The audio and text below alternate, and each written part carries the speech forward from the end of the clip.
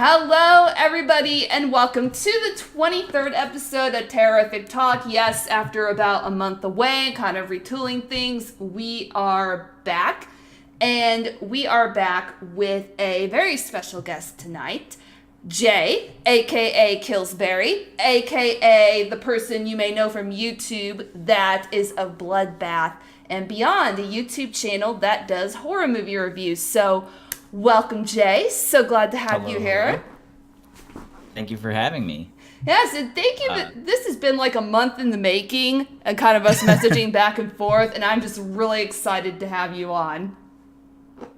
Awesome. I'm excited to talk 80s. 80s. I love, arguably the best era of horror movies. I would tend to agree with you because I remember when I messaged you and I was like, okay, what era of horror would you want to talk about? And you were like, all of them. I go, you have to pick one. And he goes, all right, I'll pick the 80s. Yep. I think there's the most to talk about potentially because that's where all of most people's favorite movies come from, around the late 70s, early 80s. Yes. And I mean, a lot of us, well, my generation grew up with them. I don't know how old you are, but I grew up with all of the movies from the 80s because I'm an 80s baby. I am too. I'm 36 years old, by the way. I'm not ashamed to admit my age. 34, so that makes... Yeah. So basically everybody I know grew up with these movies, and anytime I ask somebody what their favorite movies are, almost all of them come from the 80s when we're talking about horror movies. So, suitable genre, or suitable era to talk about. Oh, definitely so. And I'm excited to get to talking about it, but before we jump into talking about 80s horror, I'm going to let you talk about yourself for a little bit and what you do as far as YouTube and why horror is one of your many, many loves. Basically, what we do over on Bloodbath and Beyond, that's my channel. Me and my friends just talk about horror movies. Usually, mostly reviews, but we just kind of grew up watching horror movies, like I said. And every day after high school, we would get together, we'd go and try and rent whatever movies that we could find, or dig in the VHS bins at the time and just watch cheesy 80s horror movies pretty much exclusively. And then kind of, fast forward a bunch of years and we have all this technology. We wanted to start a podcast and we opted to just turn on a video camera and shoot it instead. And then we uploaded that podcast to YouTube. And we've been doing it for 5 years now. We have over 1,100 videos, which is bananas. Wow. So it's just a lot of content, but it's a lot of fun because I'm doing it with my friends, and they're longtime friends. These are people that I was already watching movies with before for years. It's not like I called up some local people to try and find somebody to talk about movies with. These are my high school friends. Some people I've known for over 20 years. Oh, wow. So that definitely made it easy instead of just, like you said, having to call up people and say, hey, come talk horror with me. You already all knew each other, so it just seemed like a natural fit. Yeah, exactly. For a YouTube channel, especially. And I mean, we were just riffing on movies back then. I mean, we started our channel kind of doing that, and we still do that to an extent at times. But I mean, there's a different appreciation once you watch so many. And then you realize that you're doing reviews, you kind of start thinking about them in a different way. And so we still riff them while we watch them, but we're also analyzing them while we do the reviews and stuff. And while still trying to be our fun, playful selves, as I think we are. I mean, who knows? People seem to dig it. Well, they seem to, because you got all these subscribers and all these Twitter followers, and people just seem to dig what you're laying down. That's exactly, well, and we did not expect to kind of grow as we did. So we would be doing this with 100 followers. Doesn't matter how many followers it was going to be because we just like what we're talking about. So exactly. And horror is always such a fun topic to discuss. So let's go ahead now and segue into that 80s horror. As you said, you're an 80s baby. I'm an 80s baby. You grew up on horror from the 80s, as did I. That's kind of where my tastes tend to lie. But whenever you think of 80s horror, what do you feel defines like horror films from the 80s? So in other words, when you think of 80s horror, what is usually the first thing that comes to mind? The first thing that comes to mind are cheesy slashers, or slashers in general, but there's a slight bit of cheese there that's almost laughable, but in a fun way. But I think slashers is like the defining subgenre of the 80s, which is cool. I mean, there's tons of different movies that came out like, from body horror and all that stuff, but slashers I think is the number one. Yes, the fun and ridiculousness of the movies from that era, especially as well. And another thing that comes to mind when I think of 80s, and I don't know why this popped up, is sequels. There were so many sequels to films during the 80s. It's insane. Of course, yeah. They realize they can make some money, and they're like, well, let's just pump a bunch of these things out and see what we can do. Yeah, especially in the 80s. I'm sure you remember VHS tapes, VHS players. I do. And yes, we're that old audience that we remember that old technology. There's also people, there were a lot of horror movies that went straight to video. People could build up their own little home library collections. So that's kind of like also what I feel when I think of 80s. I think a lot of VHS. Yeah, I had so many VHS tapes. And like back then, it's also like you're finding all these weird tapes, and most of the times when I'd go to the stores, they weren't even the same thing that was on the front cover. I mean, they definitely used shady marketing tactics back then, and it's just like, well, let's see what happens. We'll pop this in and hope for the best. And 80% of the time, nothing that was on the front cover or the back was what was actually on the tape. But, you know, sometimes you have a good time, sometimes you don't. But that was part of the fun of it. I also found it funny, not movie related, but still 80s related, in the way that they would try to market horror to kids sometimes during that era. You would see like the Friday the 13th game for Nintendo, the lunchboxes, the Halloween costumes. It's just like, dang, man, we 80s kids grew up tough whenever it came to the horror era. Yeah, and I mean, you can even see movies like Critters and Ghoulies and stuff that are definitely more targeted to kids, even though they're definitely not for kids. Well, I mean, arguably Child's Play as well. So I don't think that's more horror than Critters and Ghoulies, but you know, it was definitely had that appeal that would get kids interested. Exactly. So furry little animals like in Critters and Gremlins, dolls like in Child's Play. It's just like, yeah, they were secretly just trying to market stuff to kids.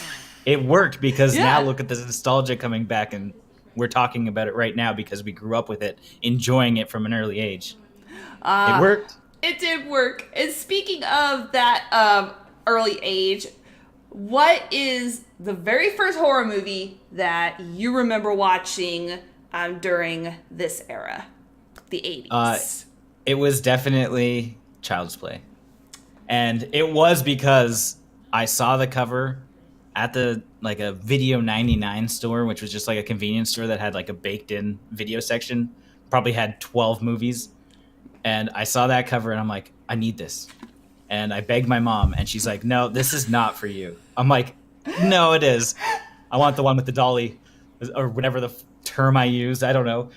And she's like, are you sure? I'm like, yes, give me this. It was the worst decision ever, but also the best decision because, I mean, at the time, I did have little stuffed animals and shit that I'm now throwing in my cupboard or my... like, throw it in a dresser drawer, slam it shut before I go to bed because now I'm terrified. However... I grew up loving Child's Play, and yeah, I don't know. I think that it was a terrible idea for my mom to let me watch that, but you know, it got me hooked. The one that so that was your introduction to the horror genre, like especially in the 80s, was Child's Play. All right, my introduction to it was an accidental one. It's a story that people have heard many times before because I tell it over and over. But my accidental introduction was Hellraiser. I was 6 years old, and I heard some noise like coming from the downstairs TV. I was like, "What the hell is that?" I creeped down the stairs, sit, and I'm watching this guy getting pulled apart by shades. I was like, "Ah!" Like. Imagine that at 6 years old. That's a little traumatizing, I would think. Yeah, so that was just like me. I was just like, nope. But then I think what really got me to start loving horror in the 80s was Tales from the Crypt, the TV show. Oh, yeah, okay, yeah. Yeah, I definitely watched that when I could. But I think another one was Poltergeist. Poltergeist was one that I just remember was on TV a lot. And I would always catch it. I don't know why it was on TV, but maybe on one of those special channels like the movie network that we had. I'm in Canada, so I don't know exactly what we had here. The equivalent to HBO, I guess. Canadian HBO. Yeah. And it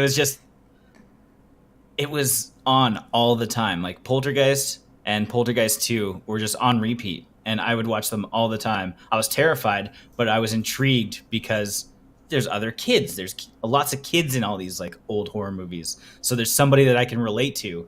And again, this ties back to like they were definitely targeting us because I mean, we still have kids in horror movies today, but there are a lot in the 80s.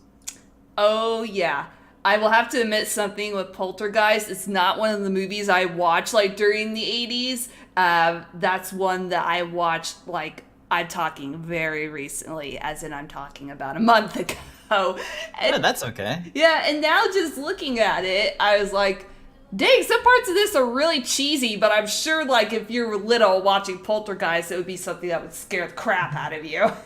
Right, especially when you have your old CRT TVs that might be on all night, something doesn't show up, there's some static, and you're creeping by, like maybe your dad's just falling asleep on the couch, and you just see that static on the TV, and you're like, I need to run downstairs and run back up, like, just to get a glass of water, because you never know what's going to happen.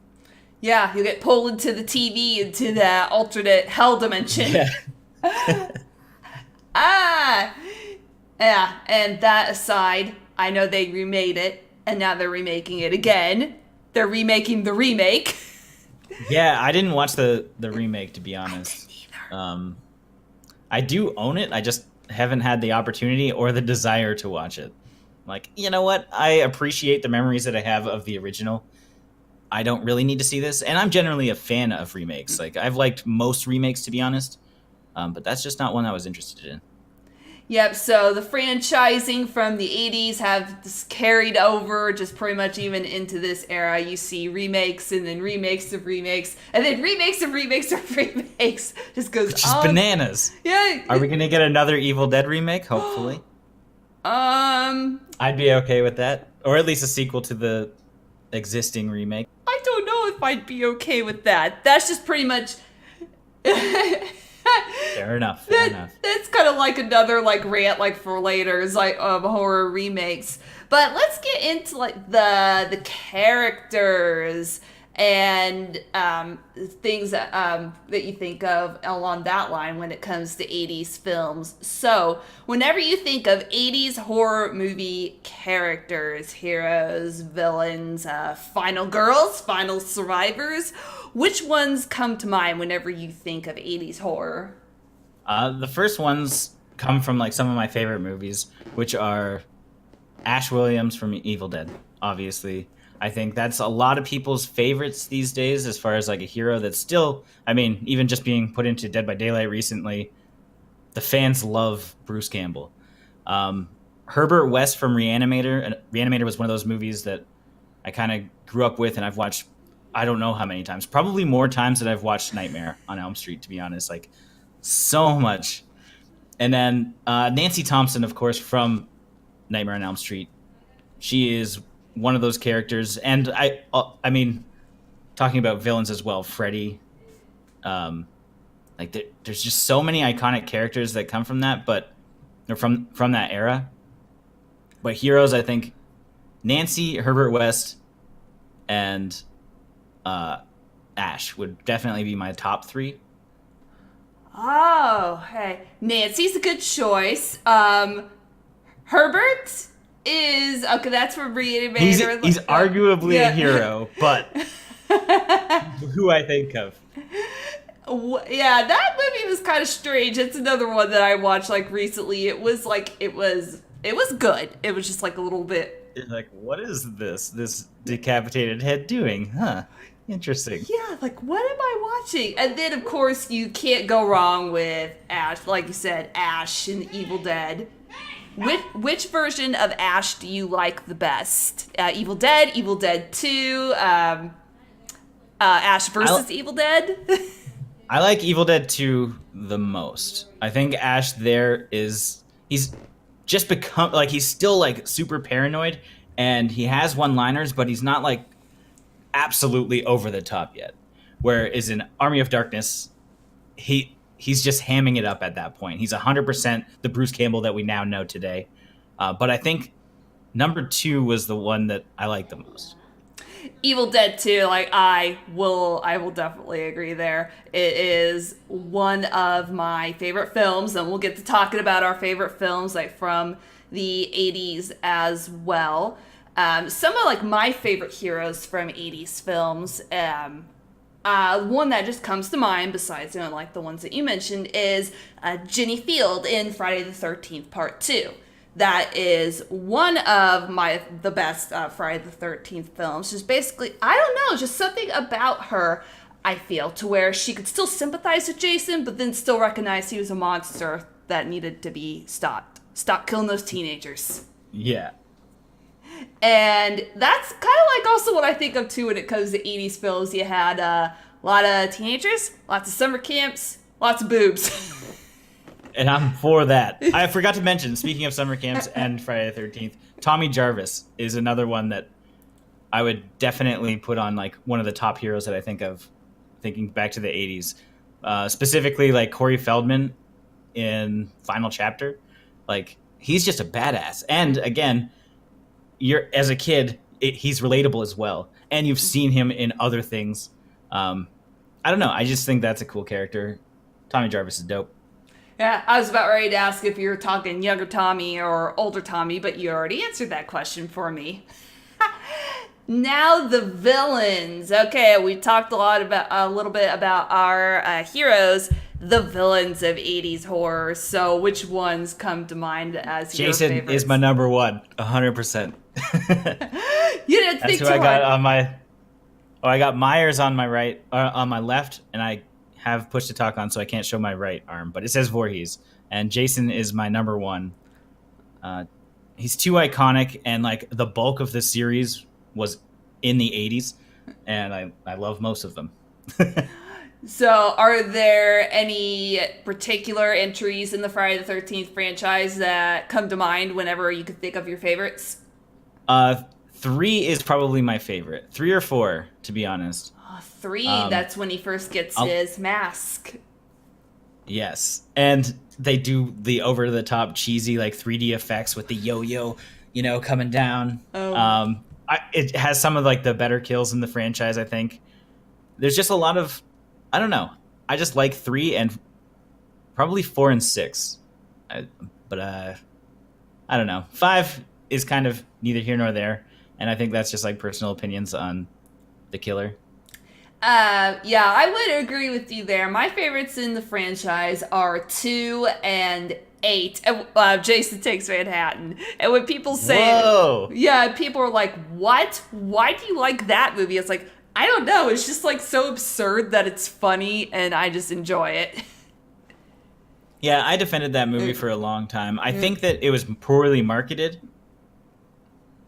Because if they called it anything else, if they didn't call it Jason Takes Manhattan, they just said like Jason Takes a Boat Ride. Jason Takes a Cruise. I think everybody would have dug it, because then it wasn't like mismarketed. This, like, with Jason only being in New York City for like 15 minutes? Yeah. Or the last 20 or something. It's just like he didn't do the cool stuff that people expected him to. So a lot of people just hated it at the gate simply because it was poorly marketed. But at the end of the day, he still kills a bunch of people. I don't think they're some of the best kills, but it was fairly enjoyable. Yeah. And yeah, they should have like did it like Jason takes a boat ride. Jason goes to Manhattan. At some point later on in the film. For 20 minutes. And I think that mainly had to do with like the budget. They didn't have the budget to shoot like entirely in New York City, I think is what it was. That makes sense. I get that. But when you have that idea in your head, you're thinking like, oh, this is going to be great. He's going to do all these, he's going to go sightseeing. We're going to see like prominent things in New York. I mean, we do see Times Square, but we don't get much more than that. And then it's like, I don't know, that there's a lot of missed opportunity there, but I definitely still defend it a lot of the time. I'm glad. I will defend it right there with you. And my chat is coming up with funny names like for possible Jason films. Jason versus the Muppets, Jason's Family Vacation, Jason Goes to Broadway. I would watch the hell out of that. I want that Muppets one. That would be great. Yeah. Jason Goes to Disney, Jason joins Tinder, Jason visits the Queen. Wow, my chat's coming up with a lot of good... Hold on, Jason joins Tinder would be awful. No one's swiping the correct way on that one. Yeah. They're gonna see this and be like, not a fucking chance. People assume half the guys on Tinder are serial killers anyway, let alone if you're wearing a Jason mask. Or if it's revealed that you are Jason underneath, it's like, not a fucking chance. He's not getting any dates. Oh, man. What is it about, okay, if I could think of how to word this question. Okay. What is it about Jason that makes him stand out to you more than, say, an iconic 80s killer like Freddy Krueger? Because when I asked you who your favorite villain was, you're like immediately, Jason. Yeah, I don't know what it is. I think it's just like how menacing and the fact that he doesn't talk. He doesn't ruin his character by talking. Like, I totally get that Freddy, that's his character, is making those jokes and being witty and fun like that. But I like the polar opposite in most cases. I like the darks, like the big stalking killers, Michael Myers, Jason Voorhees. And I don't know, I also like the fact that it's like a supernatural aspect where he basically can't die. I mean, obviously there's tons of other slashers that exist that aren't supernatural, but I don't know. You never know what's going to happen with Jason, and I think that's what's cool. And the franchise in itself I like because every single entry is extremely unique. Like, you can basically say, oh, that's the Carrie one. Oh, that's the space one. That's the one with the sack on his head. That's the one where it's not Jason. Like, every single one, there is something you can say that it's that one. That's the 3D one. You know, there's so many different things. And I just like, he just looks badass too. And just seeing him slowly decay, especially when you get to like 8, when he's just a disgusting slop monster looking like Tarman from Return of the Living Dead a little bit with a mask on. I'm down with that. Man. Yeah, sometimes I kind of find it hard to choose like between those two just because I like them both like so much. And even though Michael wasn't he didn't get his start in the 80s, Michael Myers. The first Halloween came out in 78, then most of the sequels came out in the 80s. I still think of him, though, as one of like what I like to call the iconic 3 when it comes to slashers, even though he didn't get his start in the 80s. Right, I agree with that. And then we could even throw in Pinhead, to be honest, because, I mean, Hellraiser's also 80s. It's just completely different, though. Like, I'm not a huge Hellraiser fan. I've only legitimately probably watched the first 2 because I just didn't enjoy them that much. But when you talk about these iconic characters, most of them got their start in the 80s, or at least were pushed forward by the 80s, like Michael Myers, where it's like, okay, like 3 or 4 of the franchise are in the 80s. Because like you said earlier, everyone's making these sequels, and so they become an established name, and everybody knows who they are. You had to mention Pinhead. He still terrifies me, but I think that's just thoughts left over from when I was little. I I came to the realization that if I watch Hellraiser, it seems like I can only watch it once every 10 years, and I hadn't planned it out that way. It's just when I looked back the last times I watched it, I always knew it was like in 10-year intervals. It's like, man, that movie still terrifies me so much to this day. It's insane. I don't see it. I think I needed to watch it as like a child to understand why people would find it scary. I mean, I think it's weird because like you have these like grotesque people and you like things are different. And I think a lot of fear in the 80s kind of came from that kind of stuff where you can even talk about stuff like any of the body horror movies. It's not that these are it's not like they're scary, but they're weird and different and you just don't know how to comprehend what the hell's happening. Gamer Cannibal Corpse said, Pinhead doesn't do anything other than stand and talk. Oh, you bite your tongue. He was terrifying to me. He's like the mob boss of the Cenobites. Yeah, they come from an S&M division. They want to do painful, sexy things. That's very true. And I didn't even think about that. Didn't even register in my mind because, of course, I like to think of myself as innocent, really, until I watched that movie. Then I was no longer innocent. But so it's say S&M, I'm in. Oh my god. Oh boy, here we go. Okay, all right. Also, when I think of 80s villains, one that I particularly liked, and this is a movie that has stuck with me throughout the years. I don't know if you've ever seen The Hitcher with Rutger Hauer and C. Thomas Howell.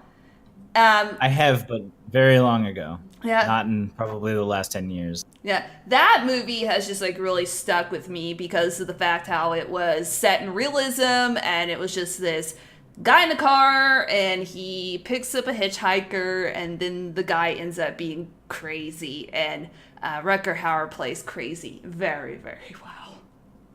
And it's like one of those situations where, you know, this is what people already think is, you know, that's where you're going to pick up, oh, don't pick up a hitchhiker because something bad's going to happen. And when they can cement it in your head, it's like, oh, well, shit. Well, now I've seen the visualization of all my thoughts. That's how they scare you. Yeah, so like, nope, I am never picking up a hitchhiker because they'll be like Rutger Hauer and I will end up dead. So never gonna do that. And so also along the lines of 80s films, something else I think about what defines film from the 80s is the music.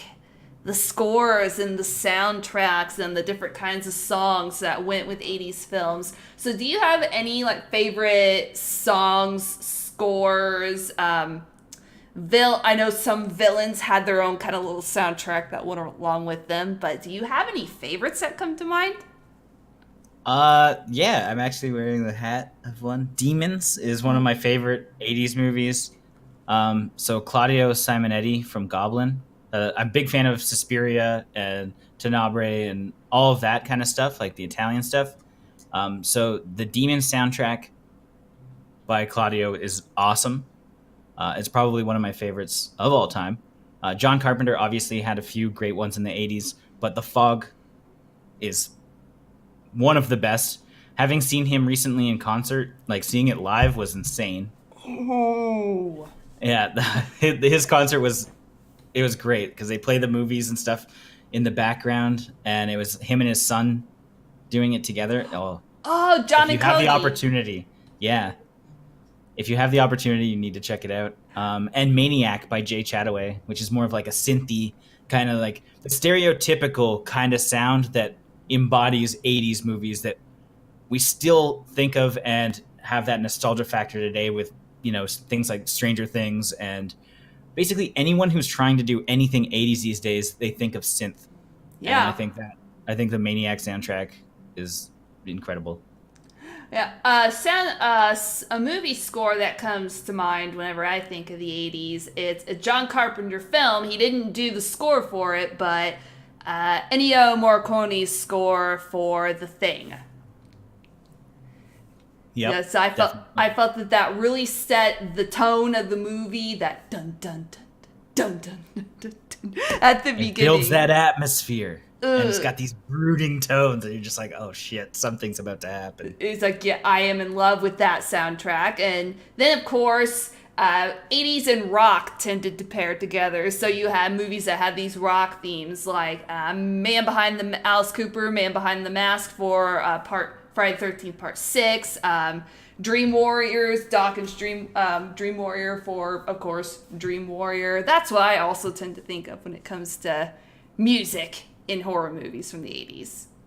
I was just never really into rock music ever, but I did still have the appreciation for the synth, so I totally get that. I don't think I could recognize like one of those songs, to be honest. Only because I know. I also didn't watch like I didn't watch a lot of Nightmare on Elm Street. Like, well, I've seen them dozens of times probably. It's one of my least favorite iconic franchises. I know that's blasphemy for a lot of people as well. But like, I wouldn't be able to tell you what song was in Dream Warriors, to be honest. I would just I don't know.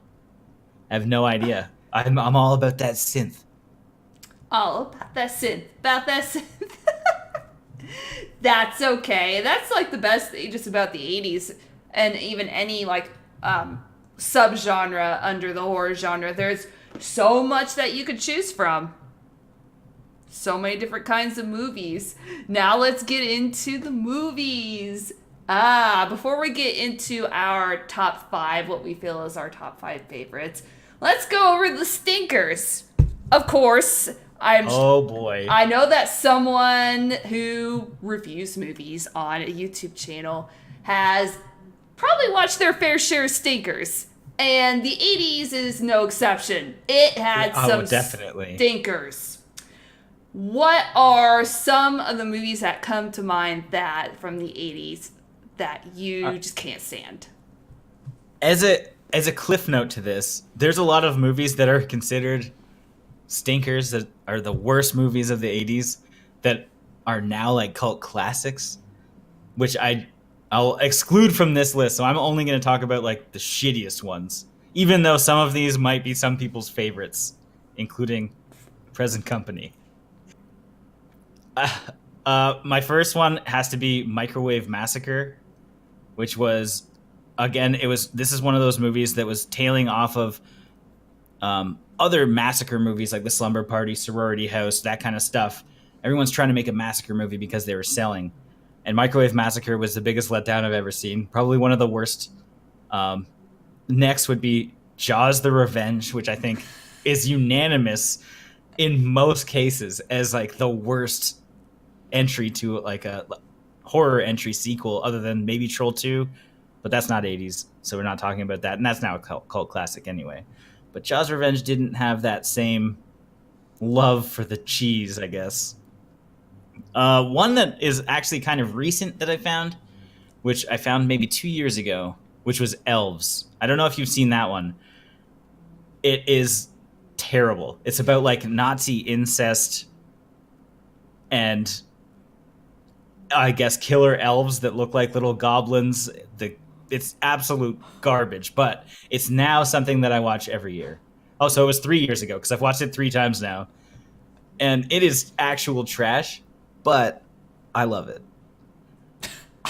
It's tough. It's one of those ones that like I could never recommend it, but I will continue watching it. But I think it's the worst, one of the worst, possibly the worst. If you had never seen it before, you'd probably be like, "This is right up there with like the worst movies you've ever seen." Ghoulies is one of those ones. I know this is going to trigger some people, but I think Ghoulies, the first one, is just not good. I think it is probably one of the worst movies from the 80s. And, well, I did like it growing up. Revisiting it recently, there's not many redeeming qualities. The Ghoulies are stupid as shit. I don't know. You could put this right alongside Hobgoblins, which is kind of the knockoff version. At least Hobgoblins had some more redeeming qualities because you're with the Hobgoblins a little bit more than the Ghoulies. I don't know. And Friday 8. The only reason it's here is not because it's the worst from the 80s, but I think it is unanimously hated by I would say, yeah, everybody except you. Like most Friday fans really don't like this. Well, I'm fine with it, and I will defend it. I still think that it's the worst in the franchise by far. Maybe not the worst. Maybe 7 is the worst. I'm not a big fan of that one, but I think it is up there. I'm sorry for that. Boo. Hey, I may trigger some people with my movies that I can't stand, and I may trigger you considering that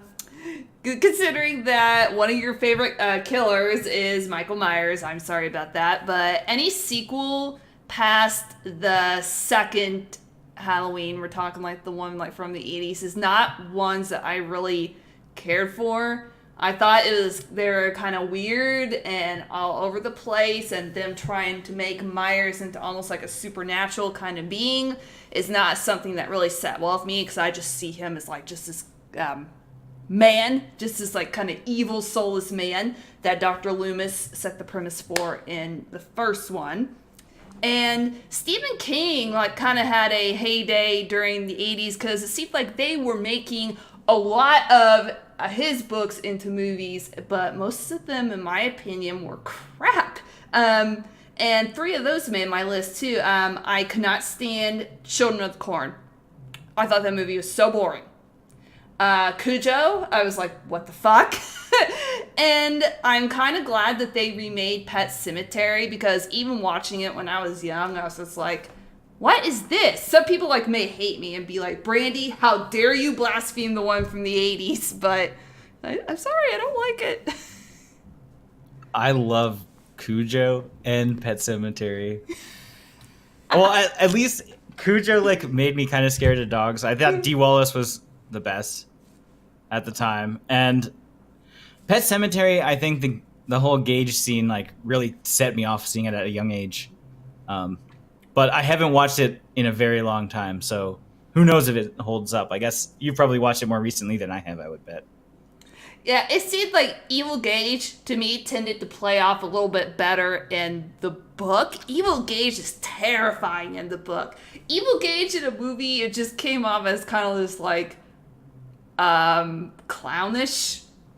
That's probably the best word that I can use to describe it. Clownish, and not in a good way. In a movie that's just supposed to be terrifying. Now, I haven't seen the remake yet. I want to, though. I really enjoyed it. But if you've seen the second trailer and any of the trailers after that, you're probably going to have a lot of things spoiled. With a major twist, I guess, which I didn't watch and I didn't know about, so I actually really enjoyed the film. And I think most people will, but there's like one of those trailers actually has the entire movie in sequential order, so you know exactly how everything is spaced out, and it's really unfortunate. Man, for someone who's read the book, like myself, it's already kind of spoiled for me, because I kind of know just pretty much everything just about what happens, and the twist, which I won't like give away, I kind of figure they might go that direction, considering just the way that the one from the 80s was. So it didn't surprise me. I was just kind of like, oh, okay. But yeah, the one from the 80s, I can't stand it. Okay. Yeah. That's fine. Yeah. We had some opposing opinions on this one, but that's okay. That's going to happen because there's so many movies from the 80s that are like polarizing. You either love them or you hate them, depending on when you actually watch them. Like if you grew up with certain movies like that, like you probably love them because it's, even though although Ghoulies is an exception for me because I did watch that a ton growing up and I still hate it. But yeah, I think there's some nostalgia plays into it. Absolutely. And the ones that, like you mentioned, that you may just watch and rewatch as a kid, and then when you revisit them as an adult, you're like, what the hell did I ever see in this? I know. There are lots of movies like that. Yeah. I'm really nervous to revisit the Critters franchise because I know that I really enjoyed it growing up, and I don't know that I'll still like it. So I've been putting it off for quite a while. It's just like, yes, don't destroy my childhood memories. Yeah, and that happens a lot. There are some movies definitely where in your head it was so much better, and then you go and revisit it and you're just like, oh wait, this is so different. One is Driller Killer, which I think was not 80s. I think it was late 70s or something. But it was one of those movies that I absolutely loved growing up, and then I revisited it and I hated it. I was just like, this is so boring, because like the name it's Driller Killer. It sounds amazing, and there's only like a handful of scenes that are even worth talking about. It's just depressing. Aw. Have you had your childhood destroyed recently? I don't know. I'm trying to think of anything recently that I watched that I don't think I enjoyed as much. I think not from the 80s, no. I don't think so. Okay, well that's good. Then you'll have to watch Critters soon and see like if your childhood memories will get destroyed or if they still stand intact and you still like it just as much as you did back then. Fingers crossed. Fingers crossed. I will pray for your soul. Now, we talked about the worst. Now let's get into the best. So, and whenever I gave you the questions to think about, I asked, okay, we're going to have to limit it to 5 because we could go on and on forever just about like the best movies of the 80s, which I'm sure that we both have tons of them. But we're going to just limit it to our top 5. So what I thought we would do is just kind of riff back and forth. Like I would give like my number 5 and you could give yours. And then we could just like go on from there. So is it ones that we think are the best of the 80s or our personal opinions of them? It's it's basically what we think are the best horror movies like of the 80s, our top 5. Our top 5 favorites. So, our top 5 favorites. Okay, whenever I was thinking about it, my number 5, and it's one that I mentioned, is The Hitcher. That's one that has just like always stuck out in my mind as being one of the best because I like Rutger Hauer. I thought he was great. I liked C. Thomas Howell. He did the whole like paranoid driver guy very, very well. The story was simple, the plot line was simple, but that is definitely not a bad thing. I really enjoyed that film. Now, what about your number 5? My number 5 is going to be Poltergeist. No, hold on, I'm switching it out. Because now that I know... So, I was thinking of this as movies that were the ones, like, that the 80s would be most known for. So, let me think about this. Potentially, we'll go with Friday the 13th 3. And I've already talked about this, but it's just one of my favorite entries in the franchise in general. It was different because they're playing with 3D. This is one of the first movies that I saw even tried to play with depth. And a lot of the kills, like the eye coming closer to the screen, the yo-yo, like there's a bunch of cool things that I had not seen before. And I just think it's one of the best. Jason in 3D. I remember that marketing like gimmick and just how much like it was played up. Like, go see it in 3D. And people were probably like, oh, 3D. It probably costs a lot to film. I think definitely. I remember like hearing what the cost was, but I can't remember the exact amount offhand. I just know it was expensive for back then. Now, my number 4, and like I said, this is hard for me to like think about, but I had to put Evil Dead 2 on my list as one of my top 5 favorites.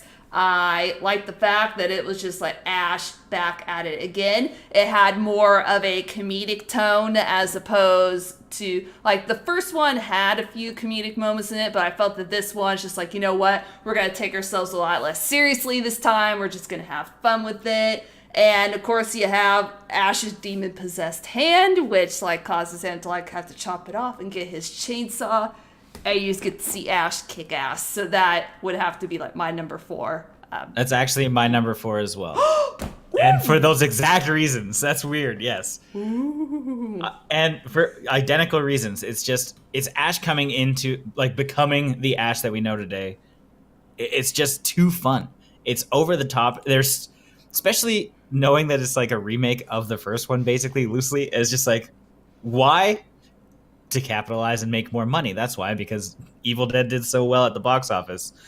And then it's just like, okay, let's go again. Let's do the exact same thing, but make it wackier. And the hand scene is one of the most memorable scenes ever, I think. So yeah, definitely Evil Dead 2. Yes, and one of the few sequels that I could say with confidence that I really, really liked. All right, my number 3, and I had to put this on here as almost kind of like an homage to the very first horror film that I ended up seeing. Hellraiser would have to be my number 3, even though it still terrifies me to this day. I can only watch it once every 10 years. It has more of a nostalgia place for me than anything else. Whenever I still watch it, those memories still come back from childhood, and it still like terrifies me. I thought it was a very imaginative film for the time. The Cenobites were a different breed of killer that was just unique and not something that was seen before. And so I think for that alone is why Hellraiser would be like my number 3. Okay. My number 3 I went back and forth on. And one of them got excluded, which sucks. Blood Diner was going to be here, but it's not making my top 5. That would be a completely nostalgic thing. Return of the Living Dead is one of the movies that I absolutely loved. I watched it again, like multiple times with my friends, and we would riff it all the time. And I don't know, there's just something about it. I like zombies. I mean, now I've gotten a little sick of them, but at the time, this was just like the most fun and enjoyable one. That they knew it was over the top and campy, and they just had fun with it. And I fell in love with Linnea Quigley from this one. All of the characters were great, and there's just hilarious moments. And I think this is a must for any fan who has not seen Return of the Living Dead. You need to watch it again right now. Because it still holds up. I watched it like 2 weeks ago again, and it's still just as good as I remember the first time I saw it. That is a good choice. I like that film. It just didn't make my top 5. But yeah, I would definitely agree with you, like all the reasons that you said that the film was good. Yeah, it still holds up to this day. Like, just didn't make my top 5 though. My number 2, and I know that you're not a big Freddy fan, you're more of a Jason fan, but whenever I think of my top 5, I have to go with the third entry in the Nightmare on Elm Street franchise, Nightmare on Elm Street Part 3. And part of it was because it was a horror movie that my mom said you have to watch. It's really good, so I have a lot of memories attached to that. The soundtrack, of course, the main theme song for that. And, of course, you have Nancy back in that movie as the counselor, like therapist type person trying to help save the kids. And then you have Freddy's a famous comedic moment in that film with the TV, "Welcome to primetime, bitch!" So he had like such a lot of great like kills in that film, and like the whole kind of puppeteer, like puppet master, the kind of thing that he did. Oh, lots of imaginative kills in that film. So that's why that is my number 2 favorite. That puppeteering scene scarred me. I had these little Fangoria cards at like back in the day, and that was one of them, and it scared the shit out of me. Very cool, but no nightmares make my list. My number 2, and this is, I don't think it's underrated. It's probably potentially underseen, but I think most people that are actually like really into horror have already seen it, and I hope they love it as much as I do. It's Sleepaway Camp. It's often not on top 10s, and I don't know why. I think it has one of the best endings and most shocking endings of any slasher movie. The characters are great, and it's just an interesting story with a couple twists that, I mean, if you're really looking for twists, you're going to figure it out pretty easily. But Sleepaway Camp is hilarious. So many quotable lines, so many great kills, and it's just a fun time. Ah, man, that is one that I have seen, but it's one of those, like, it's been so long ago that you, like, have forgotten everything about it. So it's one of those ones I would have to, like, go back and rewatch, but I will take your word for it that it is a fun film. Again, I will have to rewatch it and remind myself of, okay, what's it about?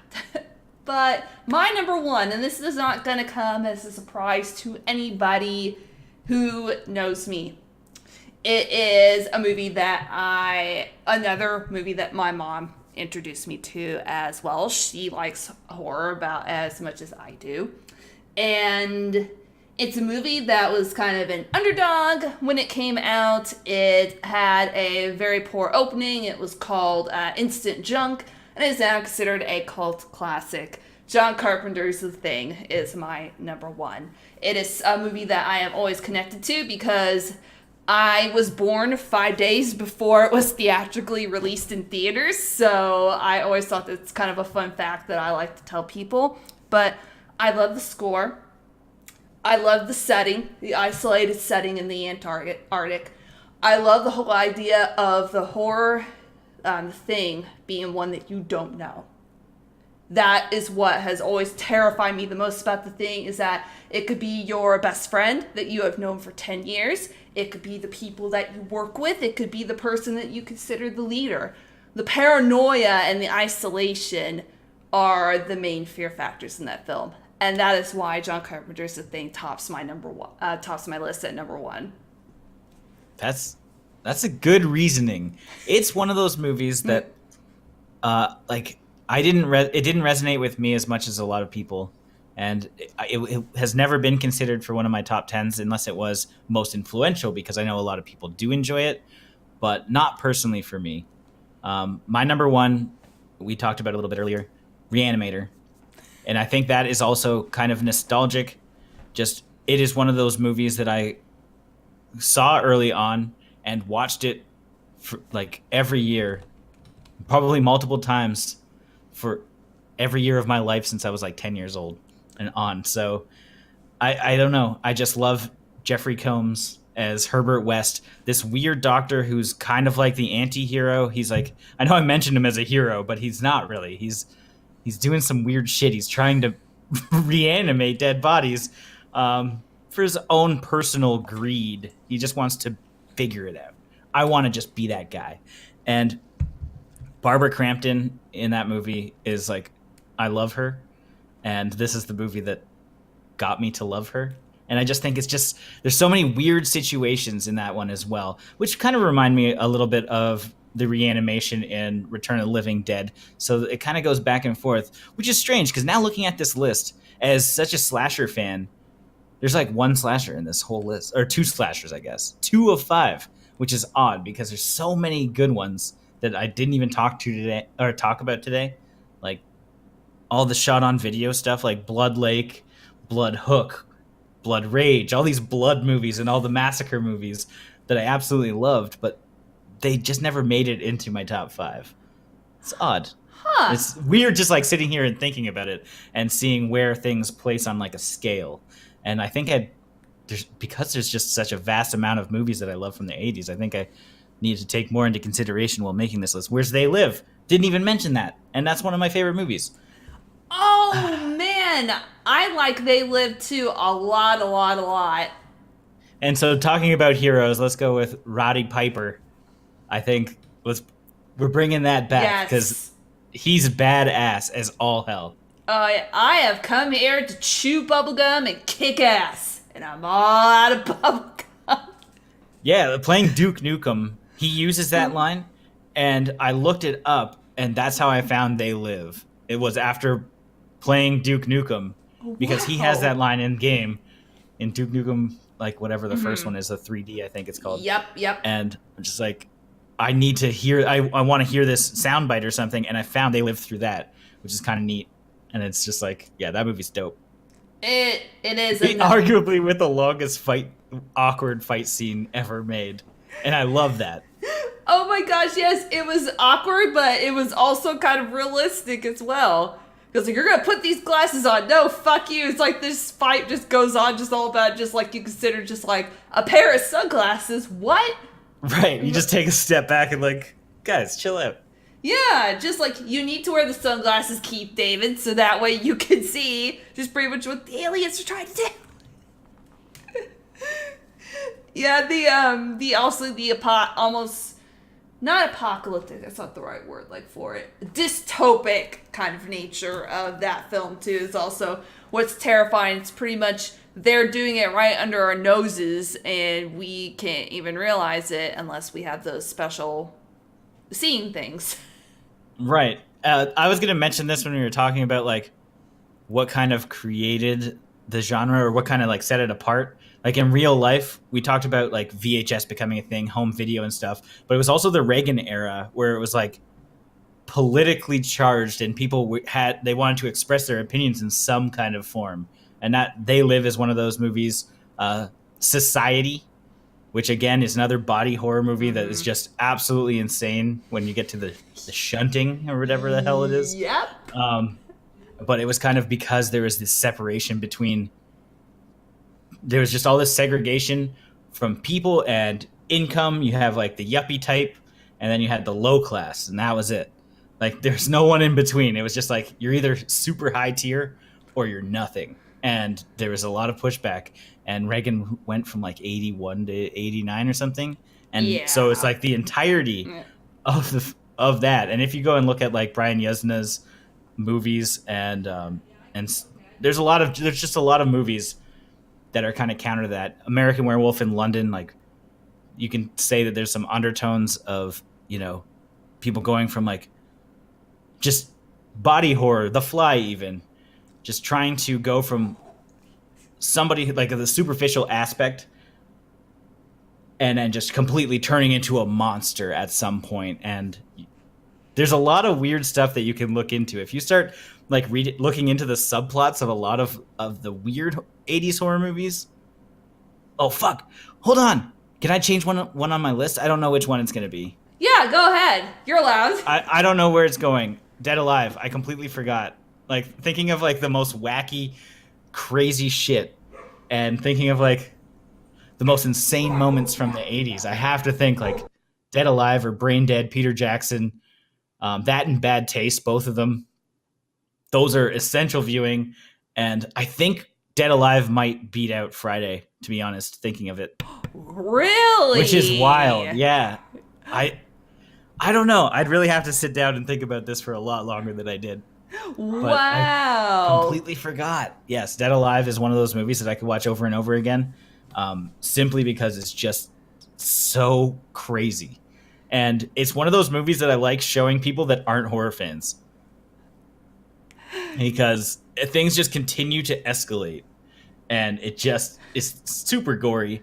It's insane. I'm just a huge fan. Oh, when you try... I totally forgot about that. When you try to convert people to the horror genre, try this one. Yeah, it's just like scar them for life and never make them watch another horror film again. I did that a couple times with like Thanksgiving. Oh. Not an 80s movie, but it's definitely a weird one that is hilarious to try and show people that don't watch horror movies. That is just mean. You are mean. How dare you try to introduce someone to the horror genre? Thanksgiving. Perfect. It's a perfect one. No! You have to ease people into it, baby steps, and then you can show them Thanksgiving. You don't want to, like, scar them for life. That's true. Okay, what one 80s movie, an 80s movie that you would show somebody today that to transition somebody who doesn't watch horror? So, okay, an 80s movie to transition someone into doesn't watch horror. Well, it wouldn't be The Thing, and as much as I love it, it does have its gross elements, so I wouldn't want people to be like, ah, and like be scarred for life. Let's see here. Ooh, trying to think of, a lot of the 80s horror movies were crazy. I will admit, you were absolutely right. There was a lot of like, practical special effects, gore, blood, more blood. Probably the one I would introduce them to. I hate you. This is a hard question. It's a tough question, I know. Oh, okay. If I had to think of one right off the top of my head, it would probably, I would probably go with I'm just going to go back to The Hitcher, if I have to think of one off the top of my head, because it's relatively tame. It still has its scary moments, but it's relatively tame too, because there's a scene whenever C. Thomas Howell, his character, comes across a car of people that Rutger Hauer had killed. And all you see is just him looking into the car, but you see it from like the camera's like in the car, and you can see Thomas Howell like from that angle.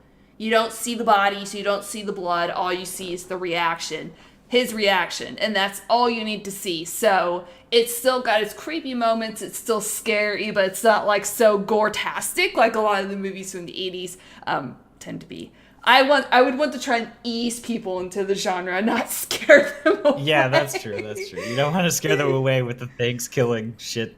If I was gonna choose one from the 80s, it wouldn't even be one that's classic, because I know that people would get a lot of things in their head already. They have preconceptions of what they're about to see. So I would go with something like Chopping Mall, which is borderline like, yes, it's a horror movie, but it's robots, so it's easier and for like a common audience to get into it, but it still has the over the top cheesy acting, cheesy situations, and hilarious kills. And I think that it could work. I don't know if it would be the perfect transition movie. I think that probably Evil Dead 2 is probably the easiest transition movie, but again, that gets a little too wild. Maybe the first Evil Dead might be a good one. I don't know. That was pretty nuts too at certain points. You're right. That would be really tough to choose one from the 80s to be like, this is the one. This is the one that you should watch.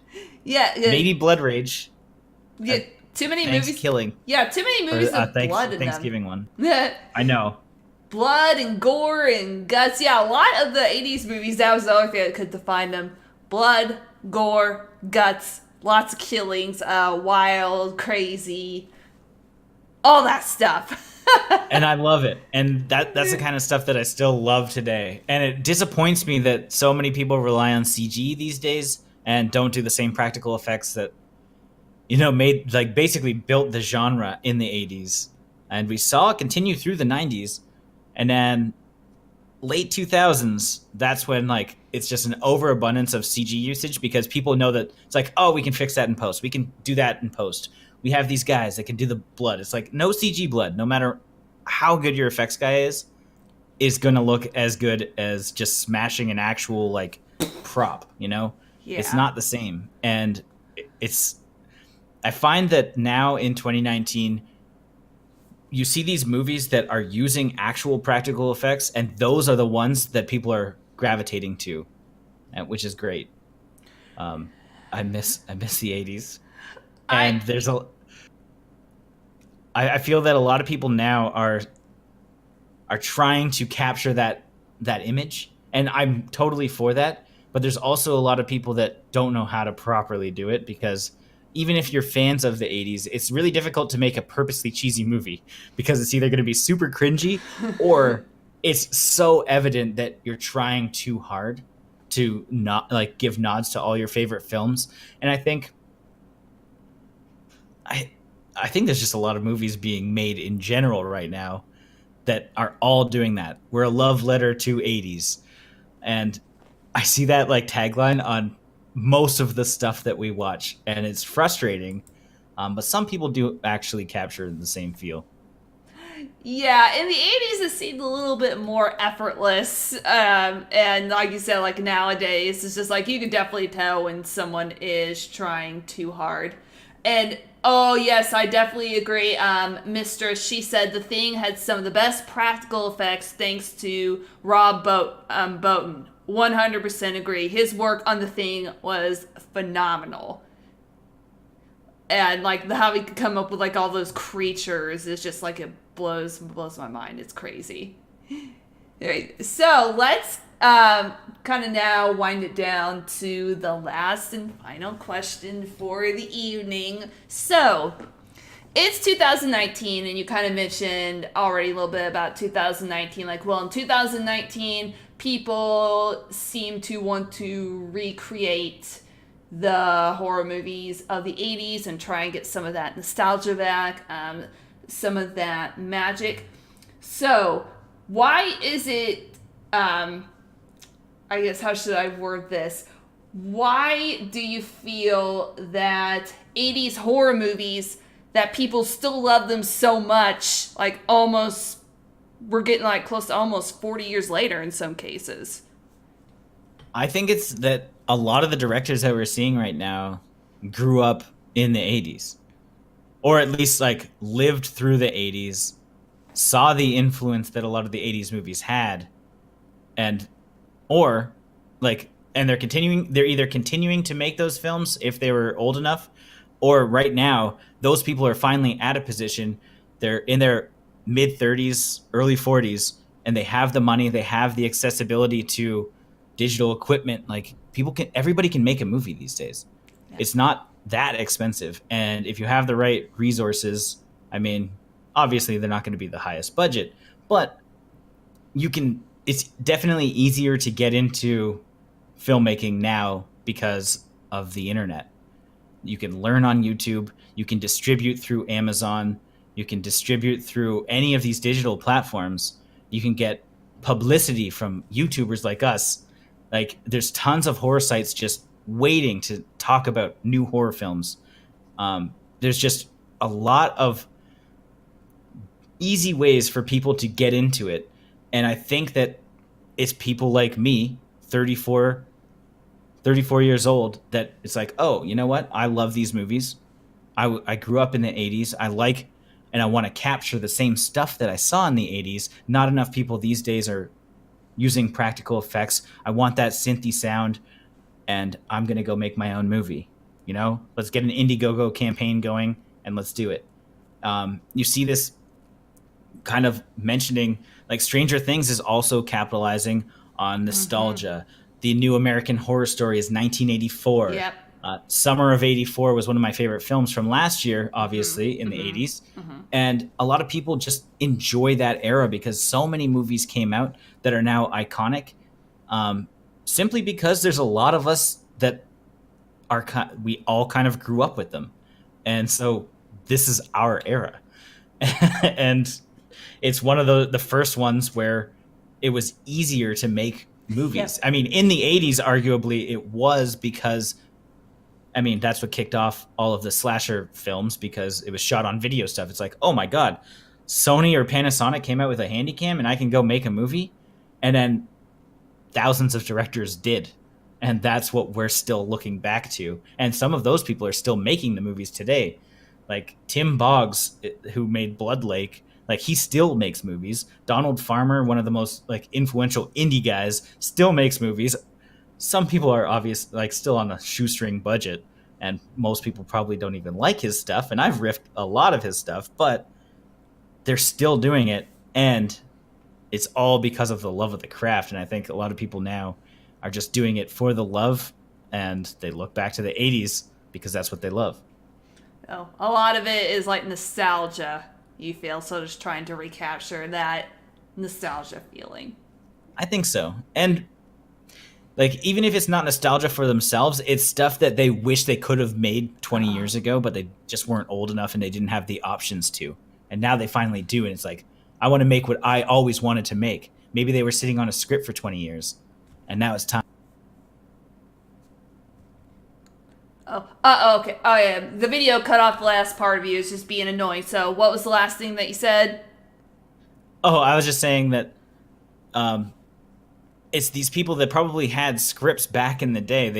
They wanted to make this movie. They had this idea, and now they finally have the option to get it funded, create it, and actually get it out there. So you see a lot of these nostalgic films coming to play because they have the opportunity to make those movies. Okay, I guess. I wanted to make sure that we got what you said, because technology is annoying.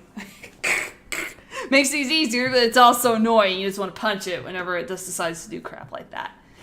But, alright, now, before we officially wrap things up, where can people find you on YouTube, on social media? Plug yourself, my dear sir.